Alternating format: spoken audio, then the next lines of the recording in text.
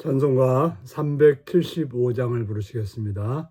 375장입니다. 나는 갈 길 모르니 주여 인도하소서.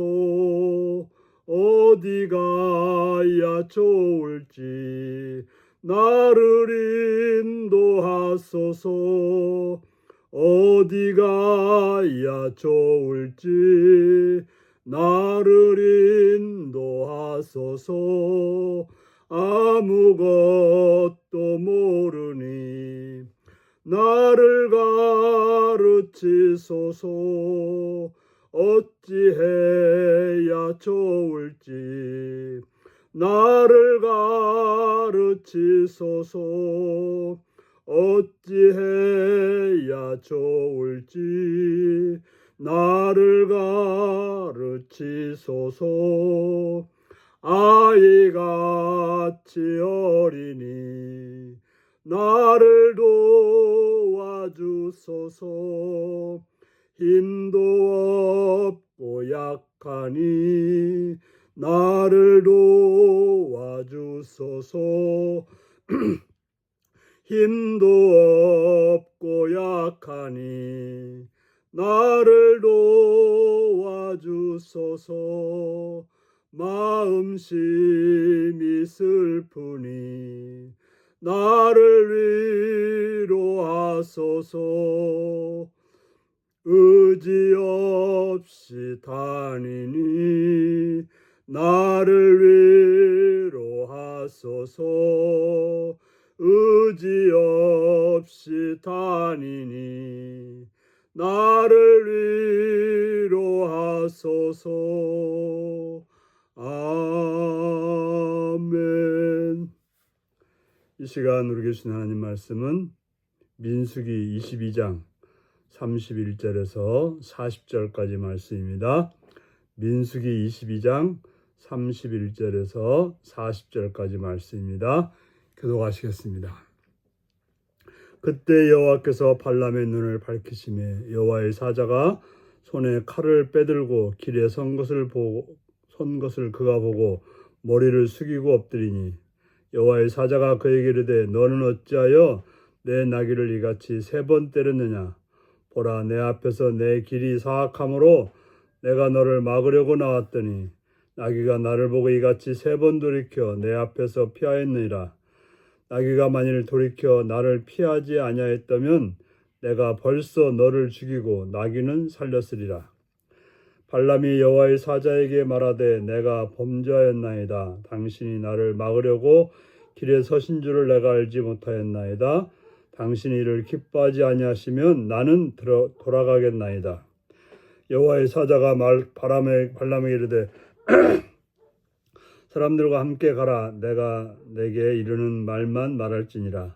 발람이 발락의 고관들과 함께 가니라. 발락은 발람이 온다함을 듣고 모압 변경의 끝 아르논강에 있는 성읍까지 가서 그를 영접하고 발락은 발람에게 이르되 내가 특별히 사람을 보내어 그대를 부르지 아니하였느냐. 그대가 어찌 내게 오지 아니하였느냐. 내가 어찌 그들을 높여 존귀하게 하지 못하였겠느냐. 발람이 발락에게 이르되 오늘 내가 오기엔 하였으나 무엇을 말할 능력이 있으리까. 하나님이 내 입에 주시는 말씀 그것을 말할 뿐이니이다. 발람이 발락과 동행하여 기랏 후순에 이르러서는 발락이 소와 양을 잡아 발람과 그와 함께한 고관들을 대접하였더라. 아멘. 오늘은 사악한 길에 주시는 경고의 말씀이라는 제목으로 말씀을 나누겠습니다. 우리의 눈이 어두우면 하나님의 뜻을 알 수가 없습니다. 하나님께서 눈을 열어주실 때 우리는 하나님의 뜻을 알 수가 있습니다. 발람이 눈이 어두웠을 때는 천사가 그를 막고 있었다고 하는 사실을 알지 못했습니다. 그래서 죄 없는 나귀만 때리는 그저 나귀에게 탓만하는, 자기 길을 막고 있다고 나귀만 몰아붙이는 그런 행동을 했던 것입니다. 하나님께서 발람의 눈을 여시자 비로소 칼을 들고 그의 길을 막고 있는 하나님의 사자를 보게 되었고, 그는 그 두려움에 땅에 엎드리게 되었습니다. 하나님의 사자는 발람의 길을 막기 위해서 왔다고 말합니다. 그러면서 나귀가 자신을 피하지 않았더라면 나귀는 살고 발람은 죽었을 거라고 말을 합니다. 하나님의 뜻을 거스렸던 발람은 나귀보다 못한, 나귀는 알고 피했는데 발람은 모르니까 괜히 탓이나 하고 원망이나 하고 다른 사람을 괴롭히는 그런 존재로 행동하고 있었던 것입니다. 하나님의 사자를 대면한 발람은 자신의 죄를 인정하면서 돌아가겠다고 합니다. 돌아가겠다는 게 돌아가야죠. 그런데 그렇게 말만 하는 거죠. 그러나 하나님의 사자는 사신들과 함께 가는 것을 허락하면서도 내가 내게 이르는 말만 하라는 경고를 합니다. 언약 백성을 향한 하나님의 뜻은 무엇일까요? 저주가 아니라 축복입니다. 바로 발람은 저주하러 지금 가고 있는데 하나님께서 자기가 원하는 것이 아니라, 발람이 원하는 것이 아니라 하나님이 원하는 축복을 선포하라고 말했던 것입니다.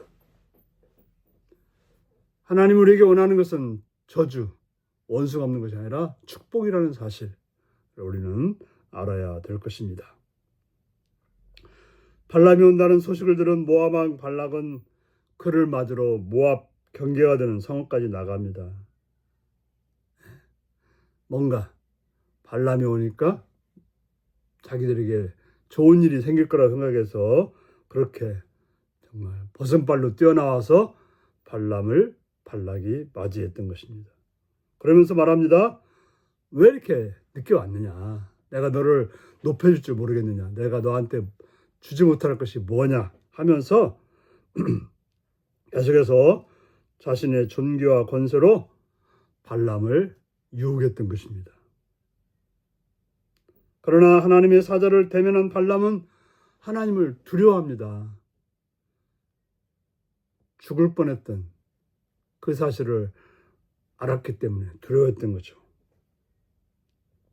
그래서 내 마음대로 할 수 없고 오직 하나님께서 내게 하라고 한 말밖에는 할 수밖에 없다라고 단호하게 말했던 것입니다.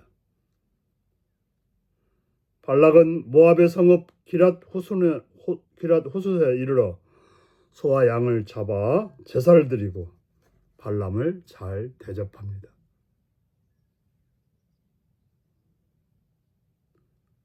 이는 발람의 욕망이 담긴 제사이자 발람의 신에게 잘 보이기 위한 그런 제사를 드렸던 것입니다.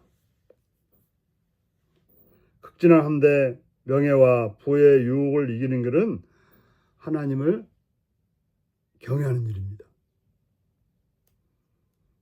계속해서 발람은 유혹을 받고 있고 유혹 앞에 자신을 계속해서 내놓고 있었던 것입니다. 지금 발람의 길은 하나님이 원하는 방향으로 가지 않고 자기 욕심을 따라서 계속 가고 있었던 것입니다.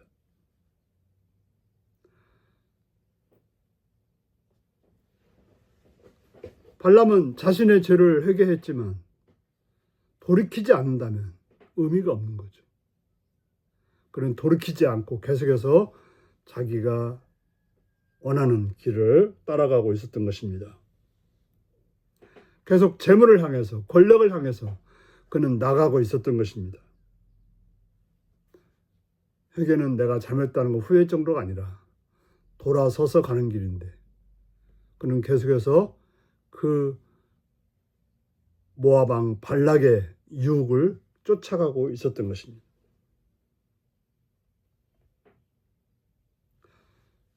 그가 사는 길은 내가 원하는 길에서 하나님이 원하는 길로 돌아가는 것인데 그래서 그 자리에 머물렀다고 하는 것은 문제가 있다는 것입니다. 그러므로 우리는 하나님이 원하시는 길을 따라갈지언정 세상의 유혹을 쫓아서 거기에서 머뭇거리는 그런 어리석은 자가 되지 않도록 깨어있는 복된 여러분들이 되시기 바랍니다. 기도하시겠습니다. 자비의 주님을 찬양하며 감사드립니다. 하나님께서 그렇게 경고하고 깨우쳐 줌에도 불구하고 그저 잘못했다고 말을 하면서도 계속해서 그 죄악의 길을, 유혹의 길을 가는 발람의 모습을 봅니다.